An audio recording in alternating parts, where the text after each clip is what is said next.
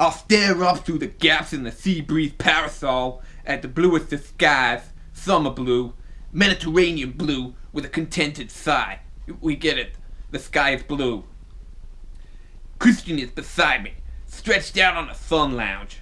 That sun lounger, motherfucker. My husband, my hot, beautiful husband, shirtless and in cut-off jeans. Cut off like Daisy Dukes. Like fucking Daisy Dukes. My hot, beautiful husband, shirtless and in cut-off Daisy Duke jeans, is reading a book predicting the collapse of the Western banking system. What a riveting fucking book. By all accounts, it's a page-turner. I haven't seen him sit this still ever. Has he got ADHD? He got ADHD or something? He looks more like a student than the hotshot CEO of one of the top privately owned companies in the United States. On the final leg of our honeymoon, we lazed in the afternoon sun on the beach of the aptly named Beach Plaza Monte Carlo in Monaco. Well, that's Hunter S. Thompson details right in there. Although we're not actually staying in this hotel. Well, why mention it? I open my eyes and gaze out at the fair lady anchored in the harbor. I assume that's a boat. We are staying, of course, on board a luxury motor yacht. Why would you need motor yacht? You don't need motor if it's a yacht. Built in 1928, she floats majestically on the water. Oh, 1928. The queen of all the yachts in the harbor. She looks like a child's wind-up toy. If she's the queen of all the yachts in the fucking harbor, she can't look like a child's wind-up toy. Christian loves her. I suspect he's tempted to buy her. Honestly, boys and their toys. Sitting back, I listen to Christian Grey mix on my new iPod, product placement, and doze in the late afternoon sun, idly remembering his proposal.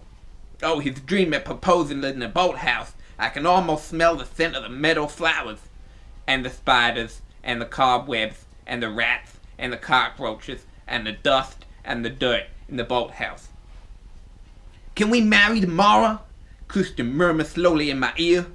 I'm sprawled on his chest in the flowery bower in the boathouse, sated from sated S-A-T-E-D, sated from our passionate lovemaking. Is that a yes? I hear his hopeful surprise. She says. But no. She's fucking retarded. I sense his grin. Miss Steele, are you incoherent? I grin. She's fucking retarded.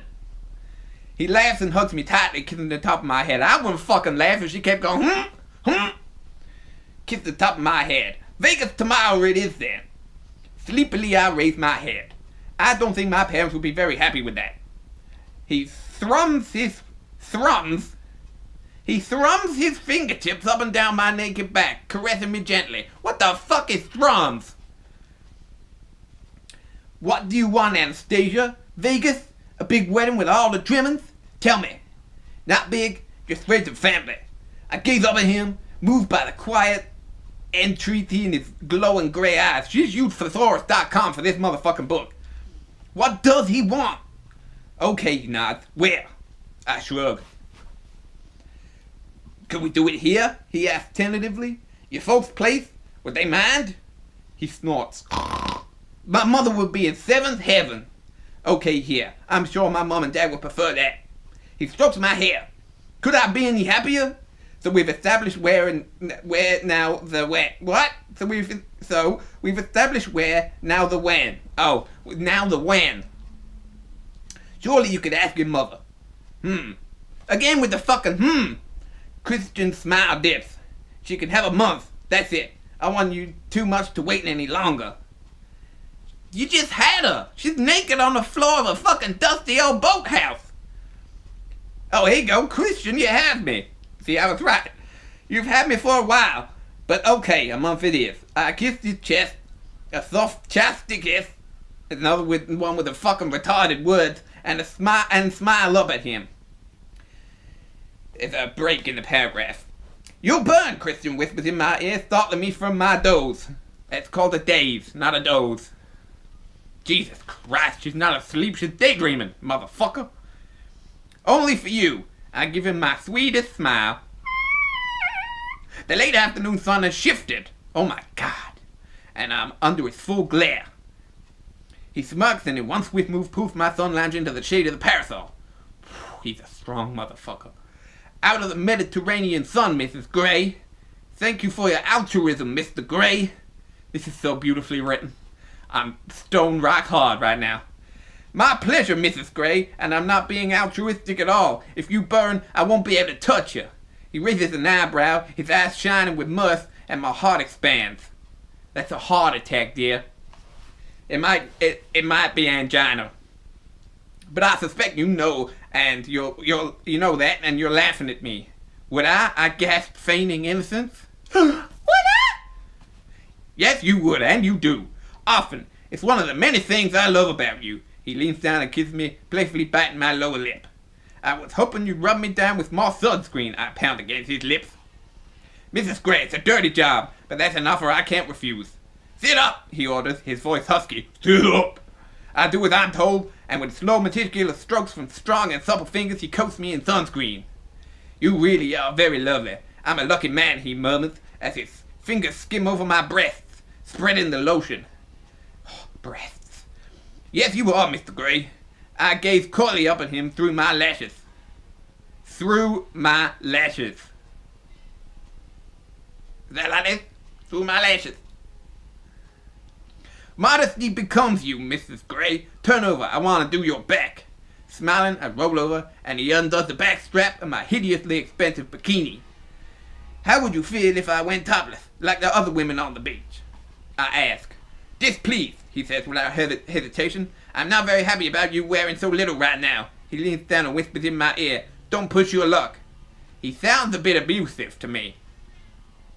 No, it's a statement of fact, Mr. Gray. Oh no, is that a challenge, Mr. Gray, she says. And he replies, no, that's a statement of fact, Mr. Gray.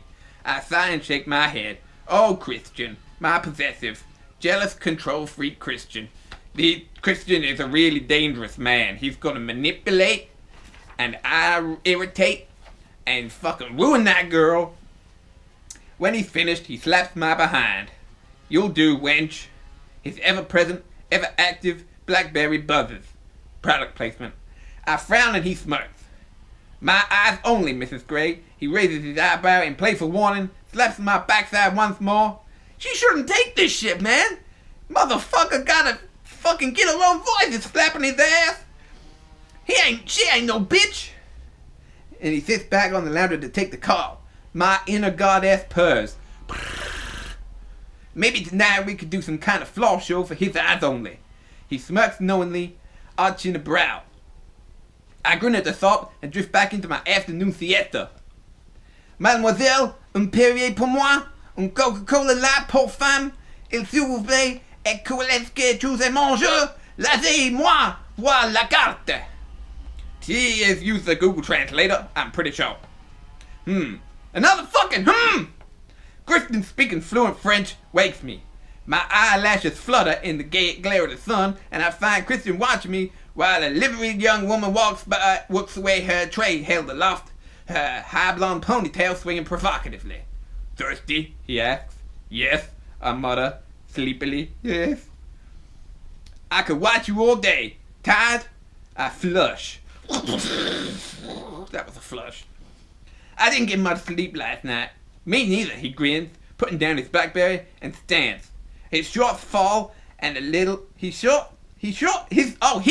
fall a little and hang. His Daisy Dukes are slipping, motherfuckers, and hang in a way so his swim trunks are visible underneath. Christian takes his shorts off, stepping out of his flip-flops. I lose my train of thought. I hope they're Speedos.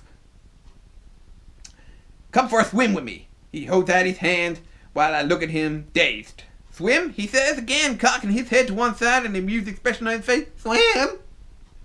When I don't respond, he shakes his head slowly. I think you need a wake-up call. Suddenly he pounces and lifts me into his arms while I shriek, more from surprise than alarm. Christian, put me down! I squeal. He chuckles. Only in the sea, baby. Several sunbathers on the beach watch that with a bemused bemused disinterest, so typical, now realizing the French, as Christian carries me to the sea, laughing and wades in. I clasp my arms around his neck. You wouldn't, I say breathlessly, trying to stifle my giggle. He grins. Oh, Anna, baby, have you learned nothing in the short time we know each other? He kisses me, and I seize my opportunity. Run my fingers through his hair, grasping 2 handfuls and kissing him back, while invading his mouth with my tongue. He inhales sharply and leans back, eyes smoky but wary. I know your game, he whispers, and slowly sinks into the cool, clear water, taking me with him as his lips find mine once more. The chill of the Mediterranean is soon forgotten as I wrap myself around my husband. I thought you wanted to swim, I murmur against his mouth. You're very distracting. Christian grazes his teeth along my lower lip. But I'm not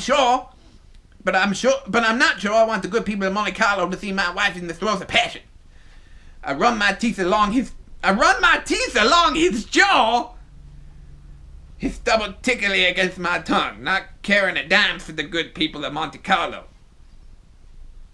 Anna, he groans. He wraps my ponytail around his wrist and tugs gently, tilting my head back, exposing my throat. He trails kisses from my ear down to my neck. Shall I take you in the sea, he breathes? Yes, I whisper. Yes. Christian pulls away and gazes down at me, his eyes warm, wanton and amused. Mrs. Gray, you're insatiable and so brazen. What sort of monster have I created? A monster fit for you. Would you have me any other way? I'll take you anywhere I can get you. You know that. But not now. Not with an audience. He jerks his head to not with an audience. That's because he's a fucking monster. He's a fucking sociopathic, manipulating monster. He don't want other people to see him smacking around his wife. He jerks his head towards the shore. What? Sure enough, several sunbathers on the beach have abandoned their indifference and now regard us with interest. Oh, that's a fucking surprise, isn't it? They're not completely repulsed by the idea. Suddenly, Christian grabs me around my waist and launches me into the air, letting me fall into the water and sink beneath the waves to the soft sand below. I surface, coughing, spluttering, and giggling. Christian! I scold, glaring at him. I thought we were going to make love in the sea! And choke up yet another first. He bites his lower lip to stifle his amusement. I splash him and he splashes me right back. We have all night, he says, grinning like a fool. Latest, baby. He dives beneath the sea and surfaces 3 feet away from me, then in a fluid, graceful crawl swims away from the shore, away from me. Gah!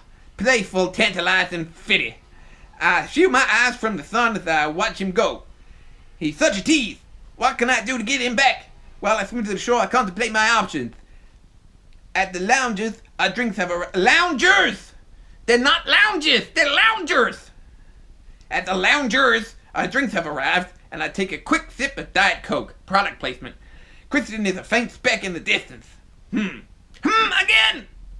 I lie down on my front and fumbling with the straps. I take my bikini top off and toss it casually on the Christian sun lounge.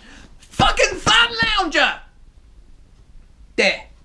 See how breathing I can be, Mr. Gray? Put this in your pipe and smoke it.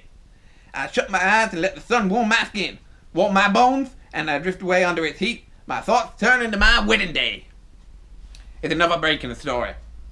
You may kiss the bride, Reverend Walsh announces. I beam at my husband. Finally, you're mine, he whispers and pulls me into his arms and kisses me chastely on the lips. I am married. I am Mrs. Christian Gray, you fucking fool, woman. I am giddy with joy. You look beautiful, Anna, he murmurs and smiles, his eyes glowing with love, and something darker, something hot. Don't let anyone take that dress off but me, understand? His smile hits 100 degrees, and his fingertips trail down my cheek, igniting my blood. This is like something from a fucking horror story. Holy crap, how does he do this? Even here with all these people staring at us? I nod mutely. Jeez, I hope no one can hear us. Luckily, Reverend Walsh has discreetly stepped back. I glance at the throng gathered in their wedding finery. My mom, Ray, Bob, Bobby D, Luke, Martin, Joe, Frank, and the Grays. The Grays? Like the aliens? You got aliens at their motherfucking wedding. My mom, Ray, Bob, and the Grays are all applauding. I didn't even know the aliens could clap.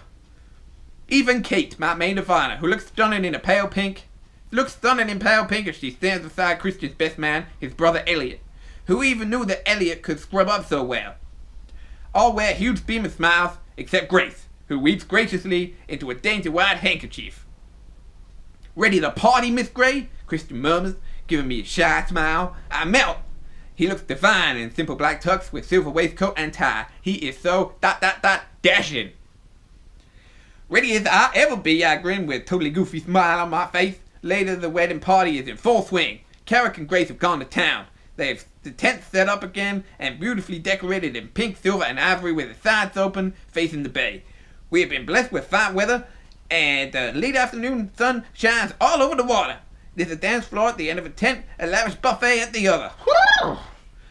Ray and my mother, I'm calling Ray Ray now because he's ghetto. Ray and my mother are dancing and laughing with each other. I feel bittersweet watching them together. I hope Christian and I last longer. I don't know what I'd do if he left me. Well, you probably improve your life, to be honest.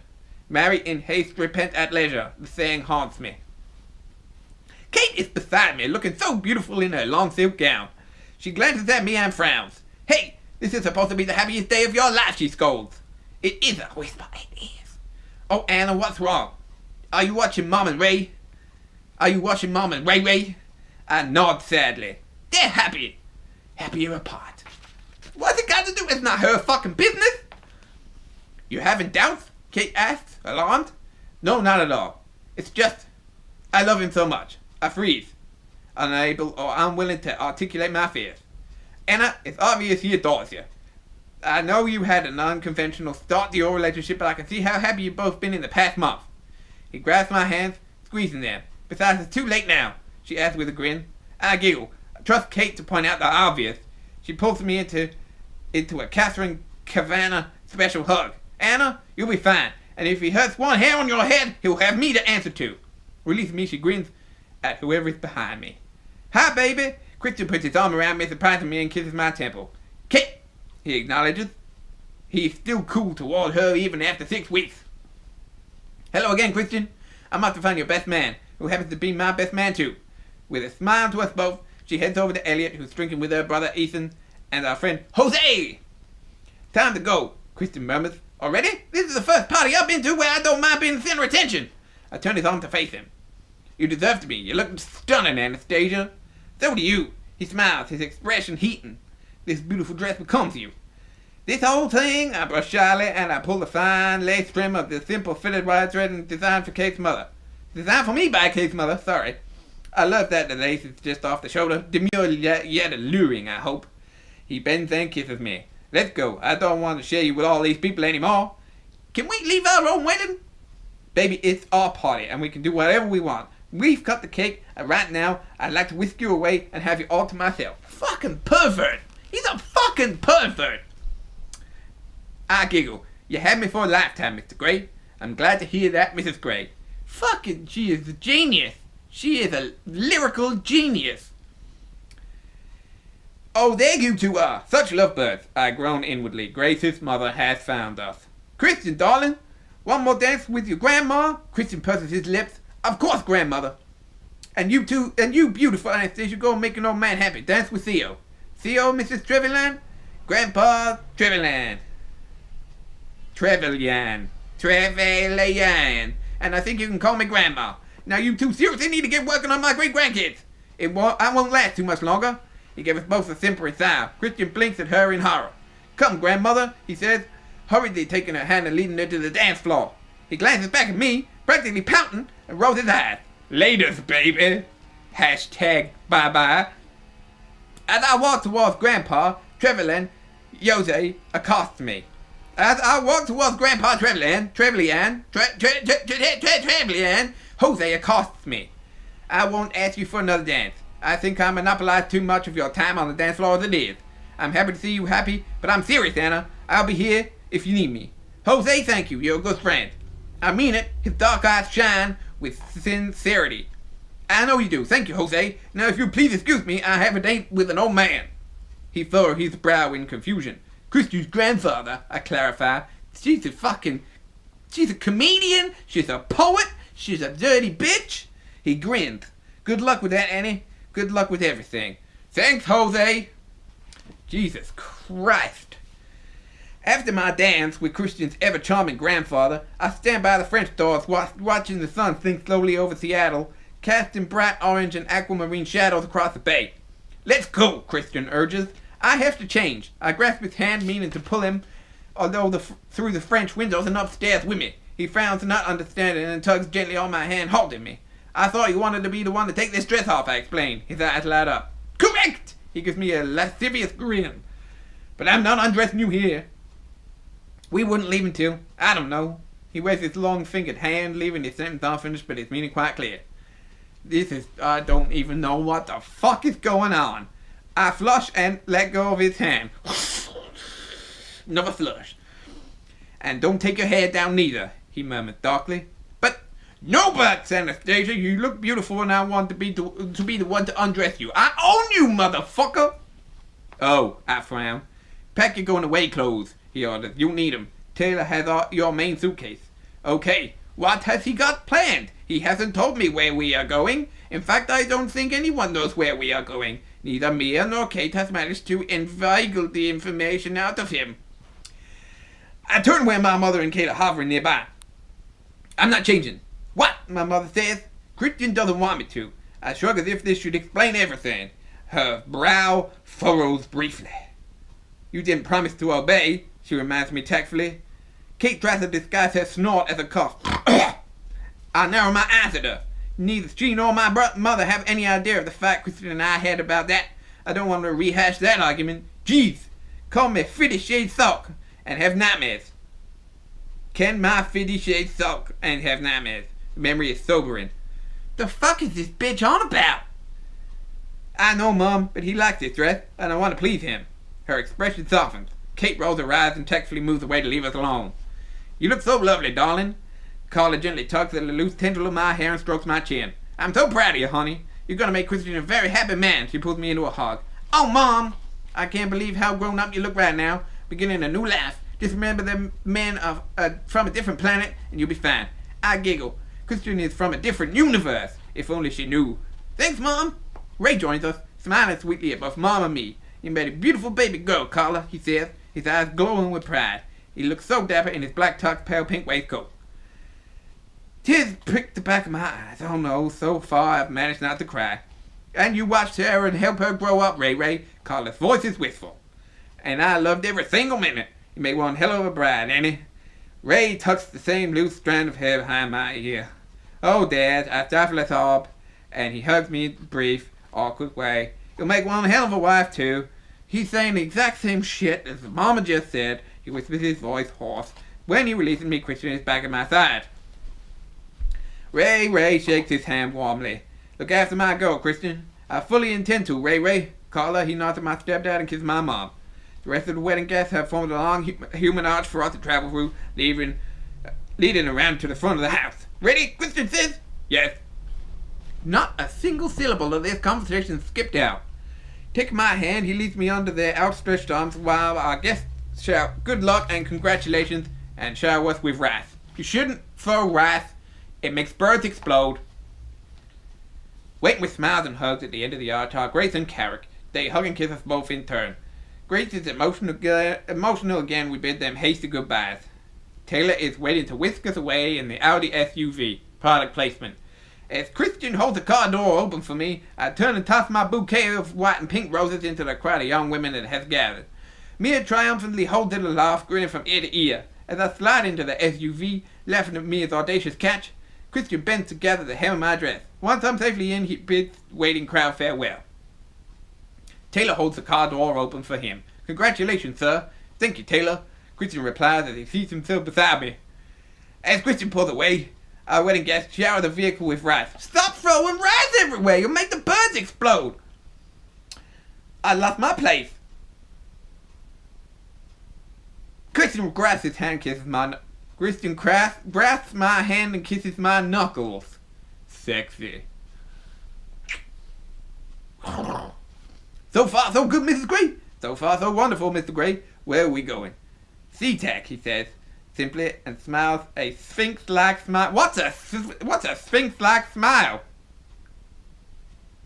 Another fucking What is he planning? Taylor does not head for the departure terminal as I expect, but through a security gate and directly into the tarmac. What? And then I see her. Christian's jet. Gray Enterprises Holdings Incorporated. in large blue lettering across her fuselage. Oh, don't tell me you're misusing company property again! Oh, I hope so, Anastasia, Christian grins. Taylor halts the Audi product placement at the foot of the steps leading to her plane and leaps out to open Christian's door. They have a brief discussion and then Christian opens my door, and rather than stepping back to give me room to climb out, he leans in and lifts me. Whoa, what are you doing? I squeak. Carrying you over the threshold, he says. Oh, isn't that supposed to be at home? He carries me effortlessly up the steps, and Taylor follows with my small suitcase. He leaves it on the threshold of the plane before returning the Audi product placement. Inside the cabin, I recognize Stefan, Christian's pilot, in his uniform. Welcome aboard, sir. Mrs. Gray, he grins. Christian puts me down and shakes Stefan's hand. Besides Stefan stands a large dark-haired woman in her early 30s. She's also in uniform. Congratulations to you both, Stefan continues. Thank you, Stefan. Anastasia, you know Stefan. He's our captain today, and this is First Officer Bagley. She blushes as Christian introduces her and blinks rapidly. I want to roll my eyes. Another female completely captivated by my too handsome for his own damn good husband. Delighted to meet you, gusses Bailey. I smile kindly at her. After all, he is mine. All preparations complete, Christian asks them both as I glance around the cabin. The interior is all pale maple and pale cream leather. It's lovely. Another young woman in uniform stands on the outside of the cabin. A very pretty brunette. We have the all clear. Weather is good from here to Boston. Boston? Why would they want to go to Boston? Turbulence? Not before Boston. There's weather front over Shannon that might give us a rough ride. Shannon Island? I see. Well, I hope to sleep through it all, says Christian matter-of-factly. Sleep? We'll get on the way, sir. Stephen says we'll leave you in the capable care of Natalia, your flight attendant. Richard glances in her direction and frowns, but turns to Stefan with a smile. Excellent, he says, taking my hand. He leads me in one of the sumptuous leather seats. There must be about 12 of them in total. Sit, he says as he removes his jacket and undoes his fine silver brocade vest. We sit in two single seats facing each other with a small, highly polished table between us. Welcome aboard, sir, ma'am, and congratulations. Natalia is out outside offering each a glass of pink champagne. Oh, Jesus fucking Christ. It's another conversation. Thank you, Christian says, and he smiles politely at us and retreats to the galley. Here's to a happier married life, Anastasia. Christian raises his glass to mine and we clink. King!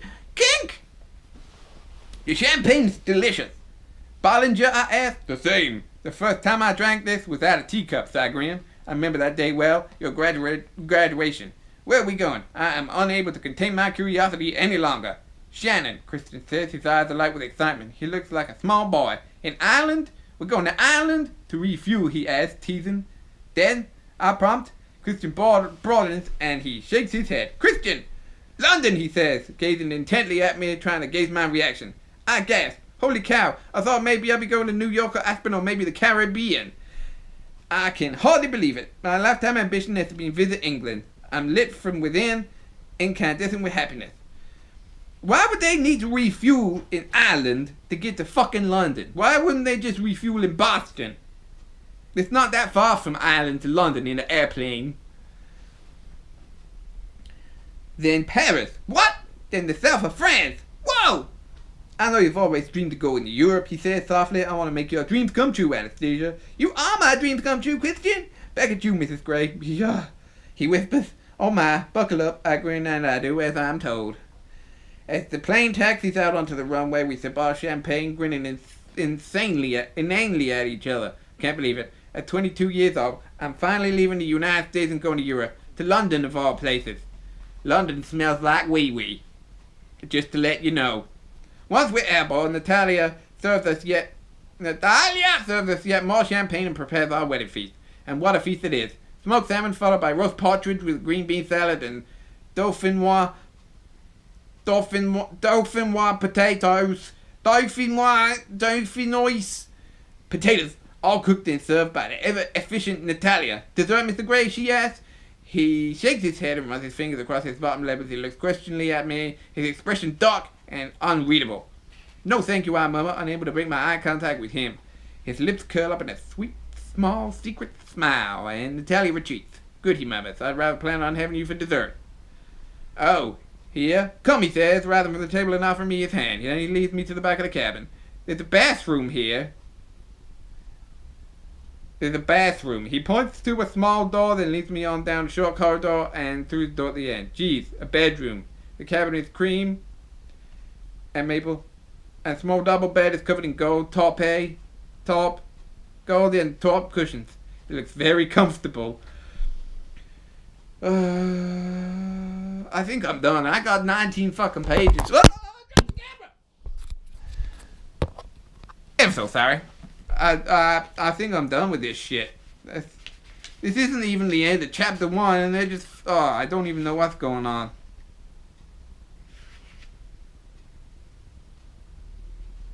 Dessert, Mr. Gray? She asks. He shakes his head and runs his finger across his bottom lip as he looks questioningly at me, his expression dark and unreadable. No thank you, I murmur, unable to break eye contact with him. His lips curl up in a small secret smile and Natalia retreats. Good, he murmurs. I'd rather planned on having you for dessert. Oh, here? Come, he says, rising from the table and offering me his hand. He leads me back to the back of the cabin. There's a bathroom here. He points to a small door, then leads me down a short corridor and through a door at the end. Geez, a bedroom. The cabin is cream and maple, and small double bed is covered in gold and top cushions. It looks very comfortable. Christian turns and pulls me into his arms, gazing down at me. I thought we'd spent our wedding at 35,000 feet. 35,000 feet. It's something I've never done before. Another burst. I give at him, my heart pounding. The Mile High Club. I've heard about this. But first, I have to get you out of this fabulous dress. His eyes glow with love and something darker. Something I love. Something that calls to my inner goddess. He takes my breath away. Turn around. His voice is low, authoritative, and sexy as hell. How can he infuse so much promise into those two words? Willingly I comply and his hands move to my hair. Gently he pulls out each hairpin one at a time, his expert fingers making short work of the task. My hair falls in swaths of my shoulders one lock at a time, covering my back and down to my breasts. I try to stand still and not squirm, but I am aching for his touch. After a long, tiring but exciting day, I want him. All of him. You have such beautiful hair, Anna. His mouth is close to my ear and I feel his breath, though his lips don't touch me. When my hair is free of pins, he runs his fingers through it, gently massaging my scalp. Oh my! I close my eyes and savor the sensation. His fingers travel on down and he tugs, tilting my head back to expose my throat. You're mine, he breathes, and his teeth tug my earlobe. I groan. Hush now, he admonishes. He sweeps my hair over my shoulder and trails a finger across the top of my back from shoulder to shoulder, following the lace edge of my dress. I shiver in anticipation. He plants a tender kiss on my back above the burst button on my dress. So beautiful, he says, as he deftly undoes the burst button. You have made me the happiest man alive today. With infinite slowness, he unfastens each button all the way down my back. I love you so much. Trailing kisses from the nape of my neck to the edge of my shoulder. Between each kiss, he murmurs, I want you so much. I want to be inside you. You are mine. Each word is intoxicating.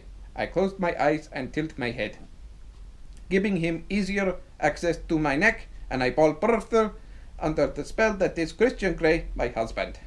Mine, he whispers once more. He peels my dress down my arms so that it pulls at my feet in a cloud of ivory, silk, and lace. Turn around, he whispers, his voice suddenly hoarse. I do so and he gasps. I am dressed in a tight blush pink satin corset with garter straps, matching lacy briefs, and white silk stockings. Christian's eyes travel greedily down on my body, but he says nothing. He just gazes at me, his eyes wide with want. You like, I whisper, aware of the shy blush creeping across my cheeks.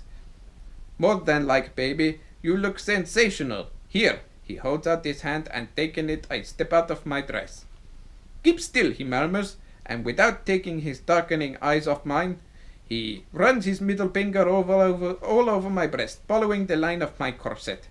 My breath shallows, and he repeats the journey over my breast once more, his tantalizing finger sending tingles down my spine.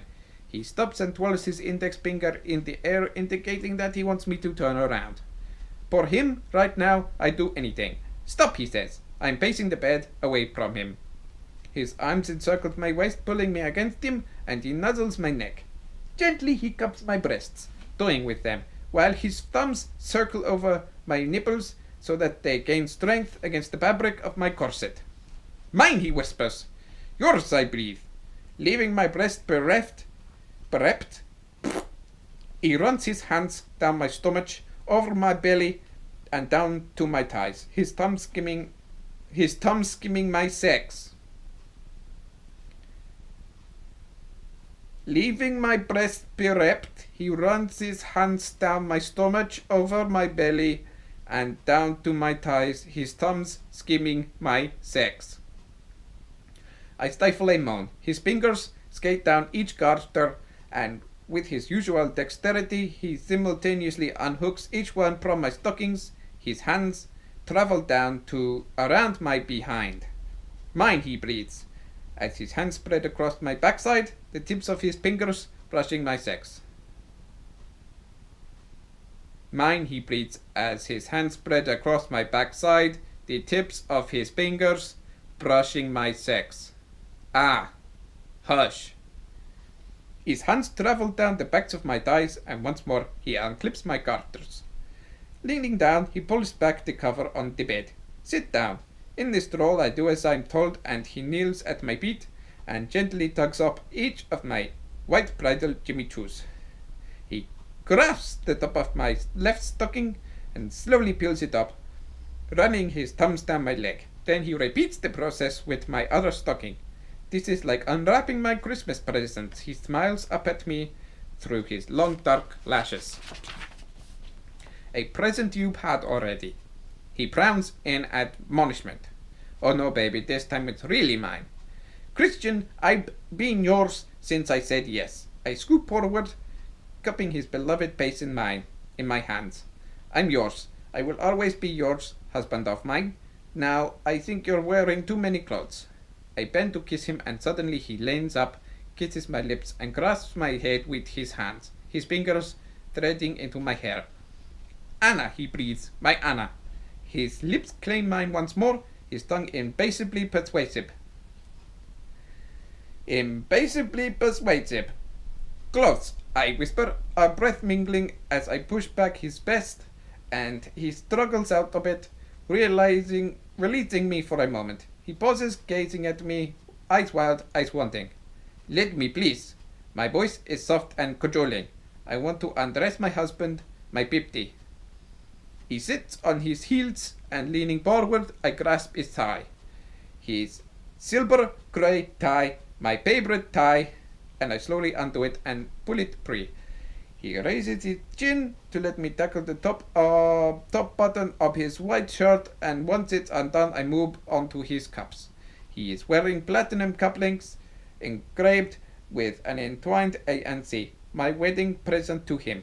When I remove them, he takes the cufflinks from me and pists them in his hand. Then he kisses his fist and shoves them into his pants pocket.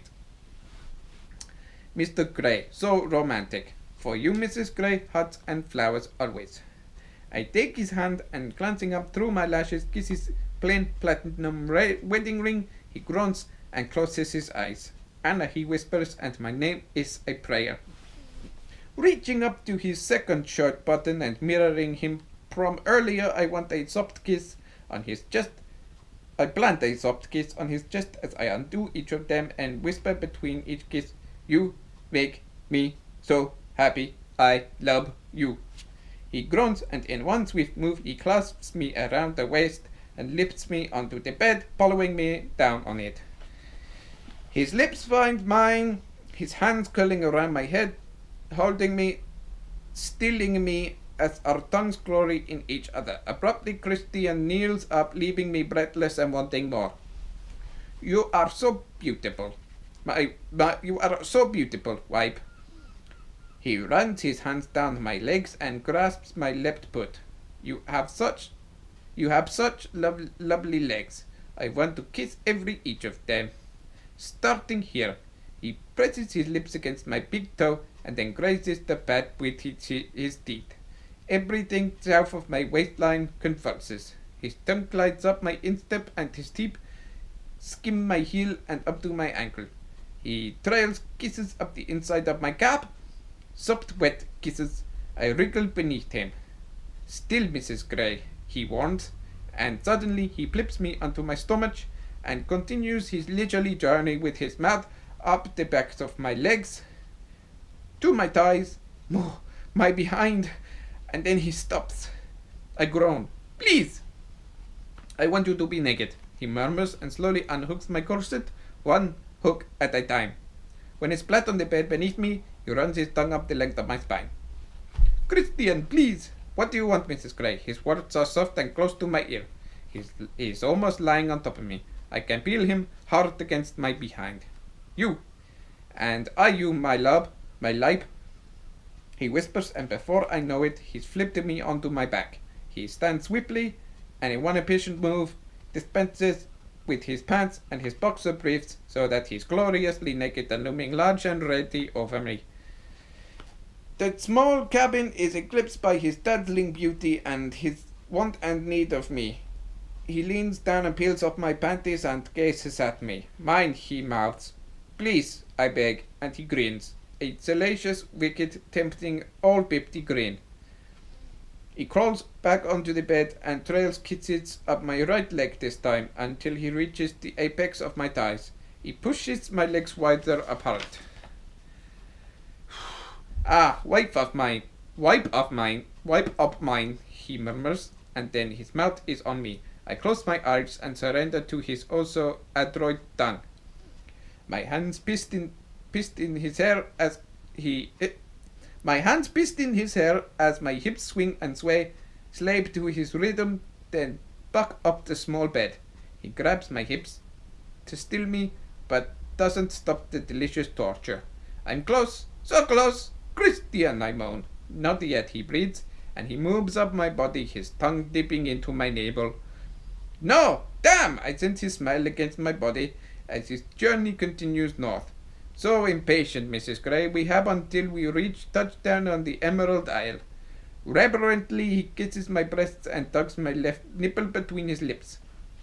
Gazing up at me, his eyes are dark like a tropical storm as he teases me. Oh my! I'd forgotten. Europe! Husband, I want you, please.